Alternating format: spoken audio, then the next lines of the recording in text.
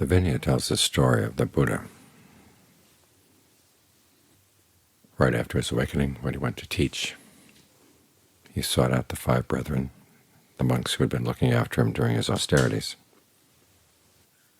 And he said to them, "I found the deathless. Let me teach you. If you do as I tell you, you'll be able to find it too." And at first they didn't believe him. The main reason they gave was because he had gone back on his austerities.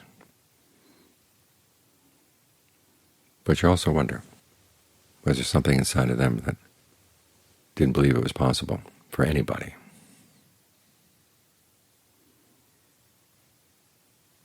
But the Buddha persisted. He said, it's true, and I'll show you how to do it. That enthusiasm he had, he'd found something really wonderful, found a new possibility that human beings can do, human beings can attain. They can attain something deathless through their own efforts.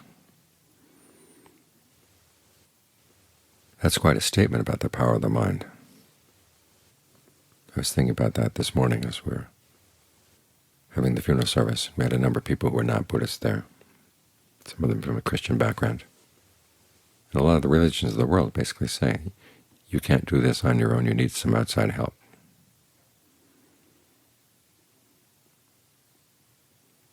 But the Buddha is saying you can do it. And your main obstacle is, on the one hand, what people have been telling you and that you've internalized.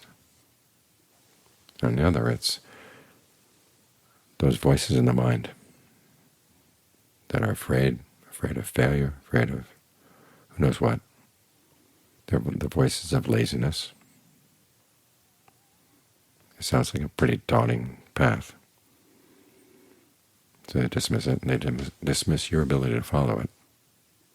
What happens is those voices are just placing limitations on you. And so a lot of what the practice is learning how to overcome your own self-imposed limitations.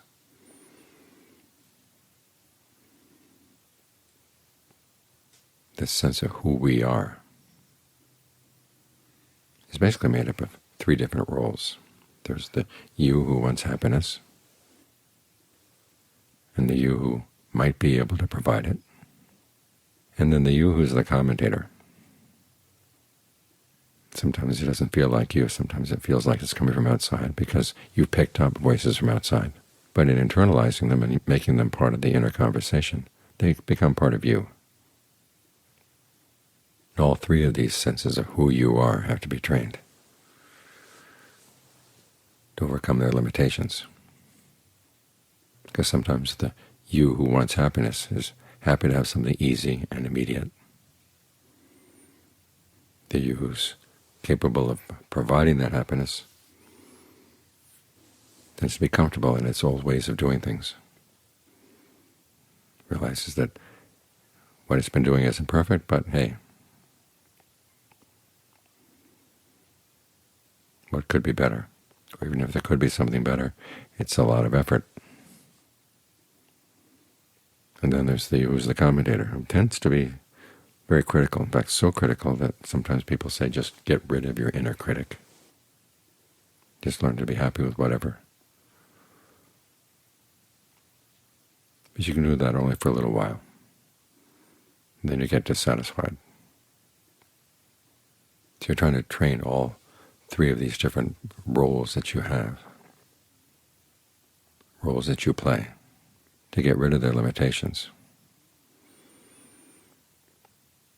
This is one of the reasons why we take refuge in the Buddha.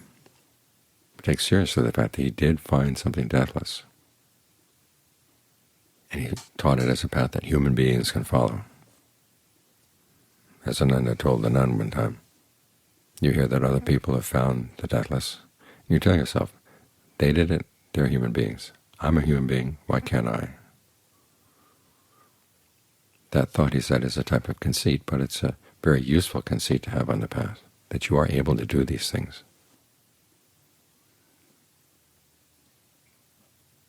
Many of us come from a background where we're told that that kind of conceit is opposed to the practice, that it's more spiritual to have a very humble opinion of yourself. But if you constantly keep yourself down, that's not going to be skillful. So you have to look at the voices that say that you can't do this, and ask, where are they coming from? What do they know? When I was first ordained, I was staying in Wat Tamasatit. I spent a lot of days up in the mountain by myself, and there was a constant tug of war inside. The part of me who wanted to practice, the part of me that was saying that this is a waste of time. You should be out doing something else to help other people. And I was able to identify where some of those critical voices came from. So I asked myself, what did that person know about the practice? Those people are totally ignorant. Why should I let their ignorance limit me? So sometimes it's good to identify where you get your attitudes, where these voices come from in the commentator, and see that they're pretty ignorant. Then you have to watch out for the voices that get their pleasure out of putting you down. And those are the ones you have to fight. It's a miserable pleasure. And again, you have to sort out, where's the allure? What does the mind like about that kind of down-putting voice? Sometimes you feel, well, I'm being realistic.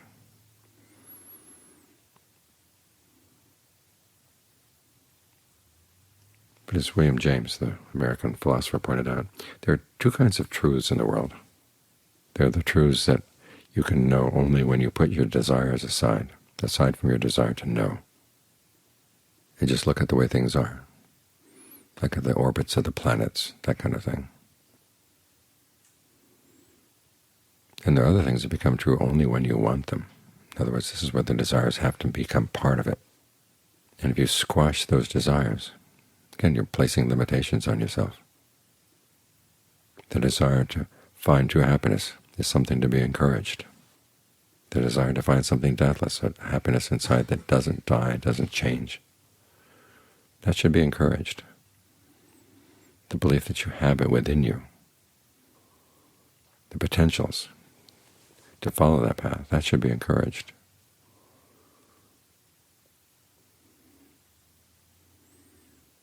So instead of getting rid of your inner critic, you have to train your inner critic to be helpful, to be useful. Tell the inner critic that you want the judgments that are like the judgments of a craftsperson working on a table. You cut the wood, you plane the wood, you put it together. And if you make a mistake, you don't just throw the table away and give up on making tables. You figure out how to compensate for it.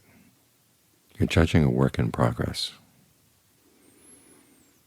That's the kind of judgment that's helpful, and it's a judgment for the sake of making it better.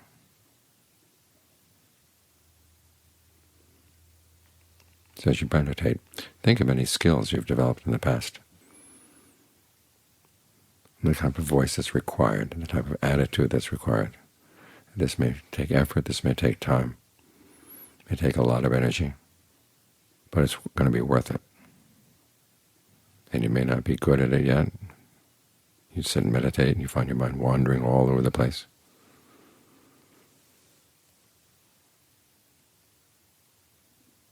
That doesn't mean you can't do it. It just means that you've got work to do. So learn to develop an encouraging voice inside. Think of the Buddha's teachings. They said the four verbs they used to describe his teachings were, on the one hand, to instruct, in other words, to give information, and then to urge, rouse, and encourage. Okay, 1/4 instruction and 3/4 encouragement.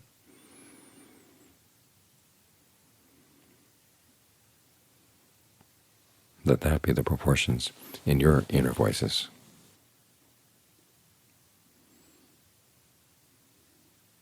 So the Buddha gives us all kinds of ways of thinking that can overcome our self-limiting attitudes. Think about what he said about how we shape the present moment. fabrication comes in three kinds. There's bodily, verbal, mental. Bodily is how you breathe. Verbal is how you talk to yourself. Mental consists of the perceptions you hold in mind, either the visual images you hold in mind or words you hold in mind to identify things. And then feelings, pleasure, pain, neither pleasure nor pain. And he gives instructions on how to do all those three in a skillful way, so you can shape a path inside to rouse the self as consumer who wants happiness, to want this, to convince the self as the producer that it's worth the effort and that you have the capabilities, and to train that inner voice talking to you, the commentator, to be a helpful commentator, to be a helpful critic. Because you do want a critic inside when you're getting lazy, when you're getting off the path, when you're getting complacent. It's good to have somebody to rouse you.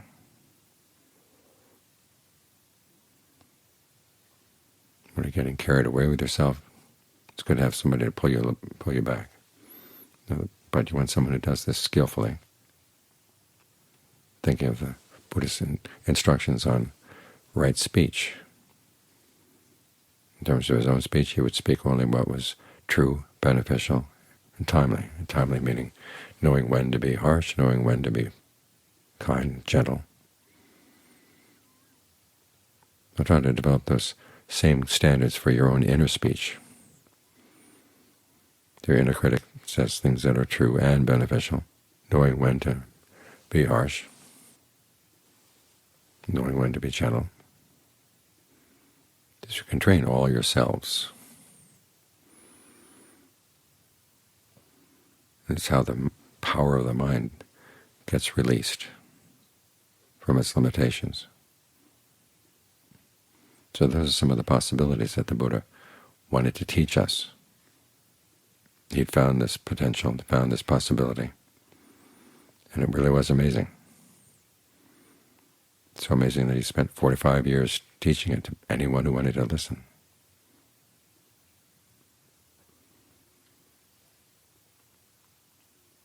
So when you start getting down on yourself, at least think of him, all the effort he went through to find this path, to teach it.